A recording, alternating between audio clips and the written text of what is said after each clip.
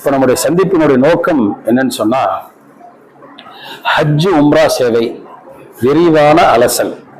ஹஜ் உம்ரா சேவை விரிவான அலசல் என்ற தலைப்பின் கீழே நம்ம சில விஷயங்களை பரிமாறிக்கொண்டு அதை பதிந்து தமிழ் அறிந்த மக்களுக்கு, உலக அளவில் தமிழ் அறிந்த மக்களுக்கு நம்ம அதை பகிரலான்னு சொல்லி தான் இந்த ஒரு நிகழ்ச்சி ஏற்பாடு செஞ்சிருக்கிறோம். உங்களுக்கு இந்த ஹஜ் உம்ரா சேவை சம்பந்தமான என்னென்ன சந்தேகங்கள், மனசில் இருக்கக்கூடிய கேள்விகள் எல்லாவற்றையும் நீங்க கேட்கலாம் என்கிட்ட. ஏன் உங்களை நம்ம இதுக்காக நான் தேர்ந்தெடுத்தேன்னு சொன்னா, இந்த ஹஜ் உம்ரா சேவையில சுமார் 25 ஆண்டுகள் மிகுந்த அனுபவம் உங்களுக்கு இருக்குது. அது மட்டும் இல்லை, தமிழகத்திலிருந்து வரக்கூடிய ஒவ்வொரு ஹஜ் நிறுவன ஏற்பாட்டாளர்கள், எல்லா நிறுவன ஏற்பாட்டாளர்களுக்கும் நீங்கள் நன்கு அறிமுகமானவர்கள். எல்லோருடைய நட்பும் உங்களுக்கு இருக்குது. எல்லோருக்காகவும் நீங்க இந்த ஹஜ் நேரங்கள், உம்ரா நேரங்கள் உங்களுடைய பணிவிடைகளும் செஞ்சிருக்கிறீங்க. ஆயிரக்கணக்கான ஹாஜிகள் துவாவையும் வாங்கியிருக்கிறீங்க. அதனால அதுக்கு பொருத்தமான ஆளாக நான் உங்களை நினைச்சுதான் உங்களை இந்த ஒரு பொறுப்புக்கு கூப்பிட்டுருந்தேன். உங்களுடைய சந்தேகங்கள், கேள்விகளை நீங்க கேட்கலாம். அல்ஹம்துலில்லாஹ், அல்லாஹ்வுடைய மாபெரும் கிருபையினால் புனித மக்காவிலும் மதீனாவிலும் உங்களுடைய தொடர் சேவையை நான் பார்த்தவனாக இருக்கின்றேன். அல்பனா ஹஜ் சர்வீஸ் ஆரம்ப காலத்திலிருந்து இன்றைய தினம் தாங்கள் ஒரு நிறுவன தலைவராகவும் மக்களுக்கு சேவையாற்றக்கூடியவராகவும் ஹஜ் உம்ரா மீது அக்கறை கொண்டு வரமாக உங்களை நான் பார்க்கின்றேன். எல்லாம் வல்ல அல்லாஹ் உங்களுடைய ஹஜ்ஜையும் உம்ராவை ஏற்றுக்கொள்வானாக. நீங்கள் செய்யக்கூடிய அந்த நற்காரியங்களிலே துவாக்களிலே உங்களையும் ஈடுபடுத்திக் கொள்வதாக. இன்ஷா அல்லாஹ் ஹஜ் உம்ரா பற்றி அலசல் வருவது. ஹஜ் உம்ரா என்றால் என்ன, சுருக்கமாக தாங்கள் வாயிலாக அறிய வேண்டும். நல்ல கேள்வி. ஹஜ் என்பது என்ன, உம்ரா என்பது என்ன? ஹஜ் என்பது குறிப்பிட்ட நாட்களில் குறிப்பிட்ட இடங்களில் தங்குதல் ஹஜ் ஆகும். இப்போ ஹஜ் என்று சொல்லக்கூடிய அந்த நிகழ்வுல நிறைய பேர் ரொம்ப நாட்கள் நினைச்சிட்டு இருப்பாங்க. ஹஜ்ஜுடைய நாட்கள் என்பது 5 நாட்கள் தான். 5 நாட்களுக்காகத்தான் மக்கள் ஹஜ்ஜுக்காக வர்றாங்க.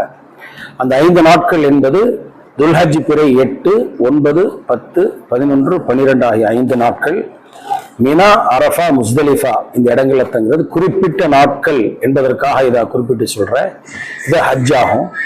உம்ரா என்பது குறிப்பிட்ட நாட்கள் அல்ல. இந்த நாட்களை தவிர பிற நாட்கள் எல்லாமே உம்ரா செய்யலாம். ஹஜ் குறிப்பிட்ட நாட்கள் இருக்குது, உம்ராவுக்கு குறிப்பிட்ட நாட்கள் என்பது இல்லை. அதான்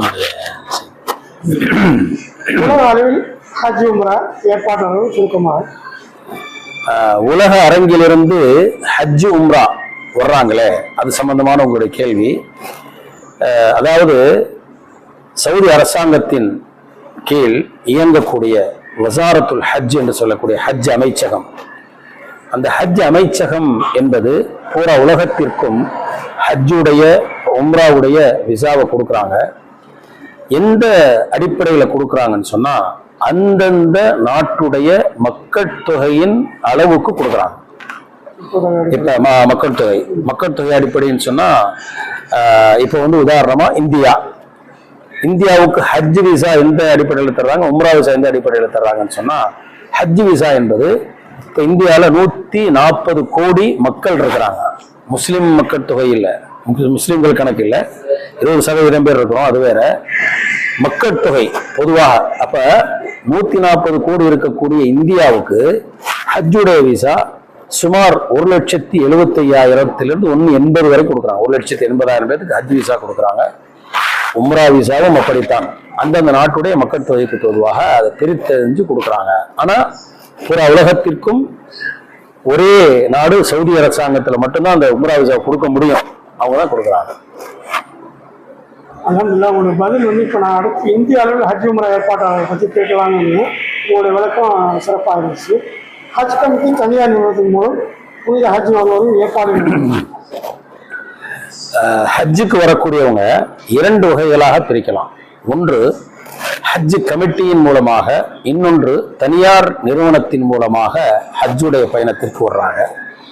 அந்த ஹஜ் கமிட்டியின் மூலமாக வரக்கூடிய அந்த இப்போ மேல சொன்ன மாதிரி 1,75,000 பேருக்கு கொடுக்குறாங்கன்னு வச்சுக்கோங்க.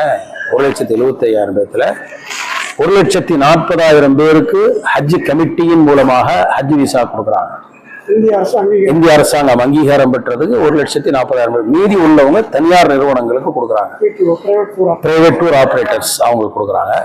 இதுல என்ன வித்தியாசம்னா, ஹஜ் கமிட்டியின் மூலமாக வரக்கூடிய ஹாஜிகளுக்கு இந்திய அரசாங்கம் நேரடியாக அந்த ஹாஜிகள்கிட்ட இருந்து பணம் பெற்றுக்கொண்டு அவர்களுக்கு தகுந்த ஆவணங்களை பெற்றுக்கொண்டு அந்த ஹஜ்ஜுடைய ஏற்பாடுகளை செஞ்சு கொடுக்குறாங்க. சுமார் 1,40,000 பேருக்கு கொடுக்குறாங்க. இது ஹஜ் கமிட்டியின் மூலமாக வர்றது. தனியார் நிறுவனங்களுக்கு கொடுக்குறாங்கன்னு சொன்னா, அது தனியார் நிறுவனம்னா அவங்க தன்னிச்சையா செய்ய முடியாது. தனியார் நிறுவனமும் இந்திய அரசாங்கத்தில் அங்கீகாரம் பெற்றிருக்க வேண்டும், சவுதி அரசாங்கத்திலும் அங்கீகாரம் பெற்றிருக்கணும். அப்படி அங்கீகாரம் பெற்று செய்யக்கூடியது தான் தனியார் நிறுவனங்கள். இதுல ஹஜ் கமிட்டியின் மூலமாக வரக்கூடிய அந்த ஹாஜிகளுடைய கட்டணத்துக்கும் தனியார் நிறுவனத்துடைய கட்டணத்துக்கும் ரொம்ப வித்தியாசம் இருக்கும். ஏன் வித்தியாசப்படுது, என்ன வித்தியாசப்படும்னு சொன்னா, ஹஜ் கமிட்டியில வர்றவங்களுக்கு சுமார் 4,4 லட்சம் தான். தனியார் நிறுவனத்தில் வர்றவங்க ஒரு 8 லட்சத்திலிருந்து வாங்குறாங்க. நியாயமான தொகையாகவும் நமக்கு படுது. காரணம் என்னன்னு சொன்னா, ரெண்டுக்கு வித்தியாசம் நம்ம தெரிஞ்சுக்கணும். ஹஜ் கமிட்டியில வரக்கூடியவங்களுக்கு அந்த ஹாஜிகளை அனுப்பும் வரைக்கும் கண்ணும் கருத்துமாக ஹஜ் கமிட்டியின் நிர்வாகம் வாலண்டியர்ஸ் மூலமாக அப்பப்போ ஓரியன்டேஷன் ப்ரோக்ராம் வச்சு அவங்களை கரெக்டா வழிநடத்தி ஏர்போர்ட்ல கொண்டு வந்து விட்டுருவாங்க.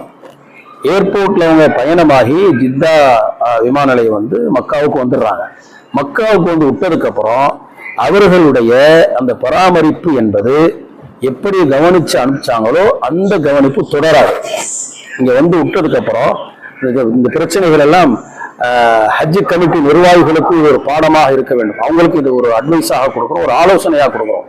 இந்த வருஷம் ஹஜ் கமிட்டியில வந்திருந்த ஹாஜிகள் தங்கியிருந்த இடத்துக்கு நான் போயிருந்தேன். 2 இடத்துல அங்க வந்து நான்